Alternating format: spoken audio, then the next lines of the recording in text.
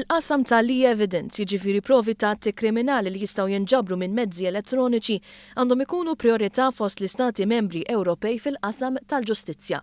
Kliem il-Ministru Owen Bonnici waqt l-għeluq ta' 48 konferenza tan-Netwerk Ewropew għall-Ġustizzja li kien propju l-aħħar impenn ta' dan il-qasam taħt il-kappa tal-Presidenza Maltija.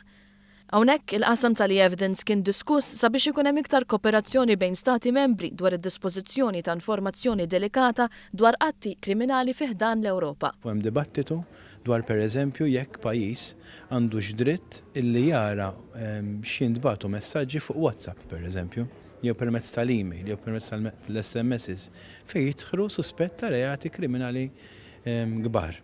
U allura hemm dibattitu kbir ħafna fejn jibda dan id-dritt u fejn jispiċċa id-dritt biex ikollna iktar sigurta f'pajjiżna. Bonnici flimkien mal-Avukat Ġenerali Peter Grech fakru l-kisbiet li għamel pajjiżna tul dawn is-sitt xhur, fosthom it-tisjieħ tal-Eurojust u twelid tal-Uffiċċju tal-Prosekutur Pubbliku Ewropew magħruf bħala EPPO, xi ħaġa li l-Ministru iddiskriva bħala tarbija li kienet ilha biex titwielet. Kollegi tagħna kollha sorpriżi għaliex aħna wettaqna ħafna, speċjalment pereżempju t-twelid tal-Uffiċċju tal-Prosekutur Pubbliku Ewropew, da twieled propju fi żmien il-Presidenza Maltija, it-tisħiħ tal-Eurojust li semmejt dwar l-evidence fil-kamp kriminali, fil-kamp ċivili, mexxejna l-qudiem il-kunċett ta' kuntratt diġitali u xogħol ieħor relatat. Insomma, aħna għamilna xogħol importanti ħafna illi ġie rikonoxxut mhux biss fl-Unjoni Ewropea ma anke fl-Istati Uniti fejn magħhom komplejna mexxu l-qudiem il-ħidma u l-kooperazzjoni fil-qasam ġudizzjarju. Intant in-Netwerk Ewropew għall-Ġustizzja se jkompli servi ta' pjattaforma importanti għall-implementazzjoni ta' strumenti legali u kooperazzjoni ġudizzjarja internazzjonali